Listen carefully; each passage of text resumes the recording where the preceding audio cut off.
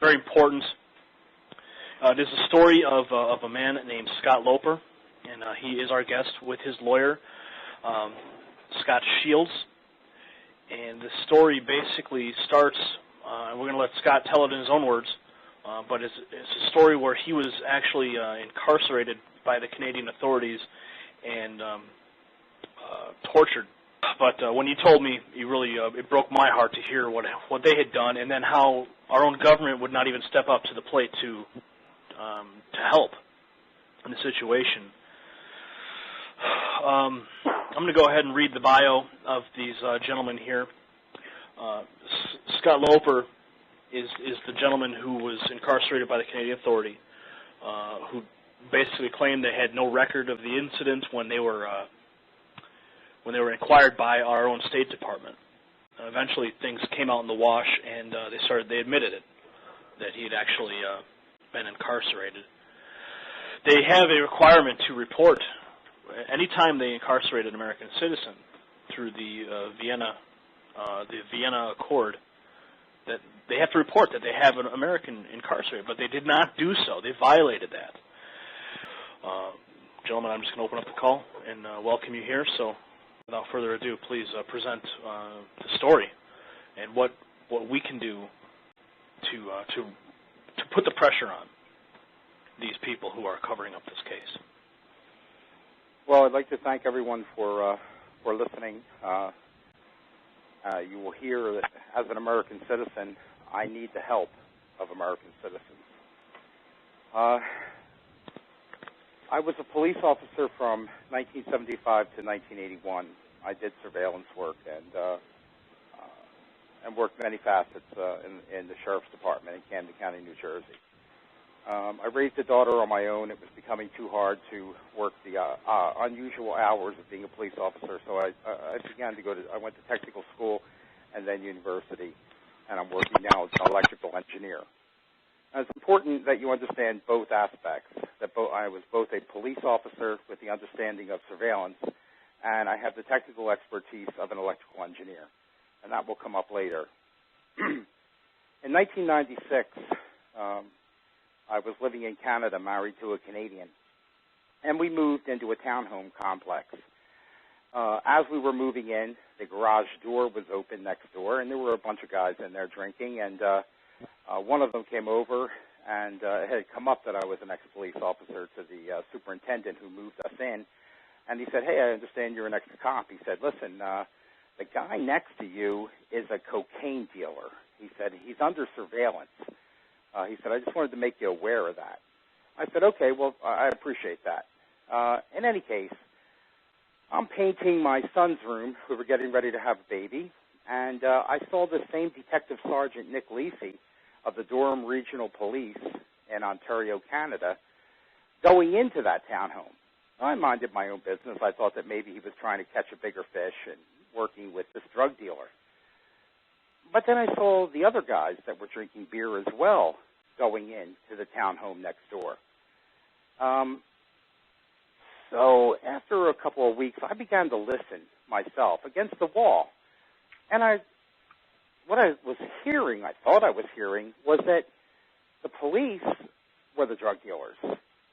So being an electronics expert, I went to Radio Shack and got some microphones, a tape recorder, and having an understanding of surveillance, I strategically placed them with a claw hammer. I punched some holes in the sheetrock, put the microphones in the wall, and began listening. And what I was hearing was that the drug squad in Ontario, in Durham Region, Ontario, Canada, the drug squad were not putting this gentleman under surveillance. What they were doing was working with this guy. They were busting drug dealers based on his information. They're busting drug dealers around the region, bringing the cocaine to him. He was reselling it, and the cops were splitting the profits. I had hundreds and hundreds of hours of audio surveillance of these guys counting money. They had hookers. I mean, it was an incredible array of criminal activities going on next door. Before I had an opportunity to take these tapes to the Royal Canadian Mounted Police, my surveillance devices were detected. And that's another story on how that happened. But they were detected. My wife claims that she was beaten and raped. My 3-year-old son at the time and her disappeared. I was taken and put into a mental facility and left there for a 72-hour evaluation. I was handcuffed, arrested, and taken away.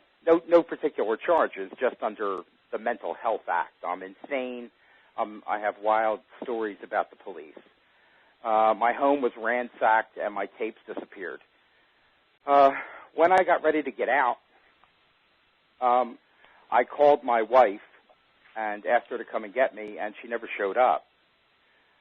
A gentleman appeared and gave me a restraining order and said, Mr. Loper, you can't see your wife, talk to your wife, or communicate with your wife in any way. And she's a witness, too. She listened to a lot of the tapes, and she knew what was going on as well with these police. And they knew separated they could control her. So I called her up, and I said, sweetheart, what's going on? And she yelled into the phone, Scotty, I love you with all my heart, but they'll take Eddie away. Eddie was our 3-year-old son.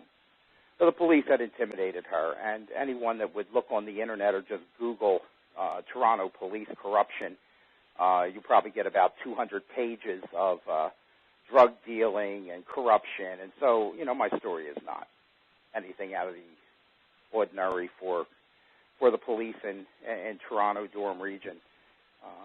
This has been going on for a long time. In any case, that phone call, according to police, violated a court order. They arrested me and locked me in a filthy, cockroach-infested, solitary confinement cell. I could stretch out my arms and put my palms on each wall. I was in total darkness, no heat, and they left me there. When I was fed, my food smelled of feces and urine most of the time.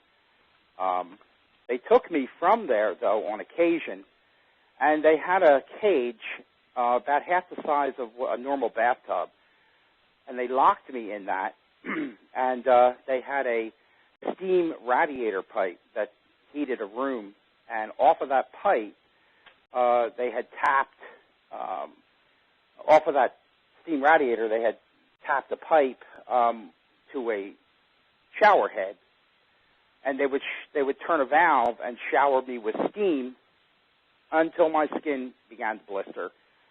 Quite painful situation if you've ever been steamed. And tell me, Mr. Loper, your life would be a hell of a lot easier if you'd stop these crazy stories about police dealing drugs.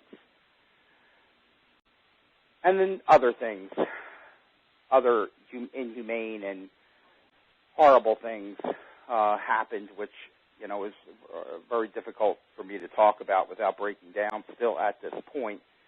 And I think you would find that with almost any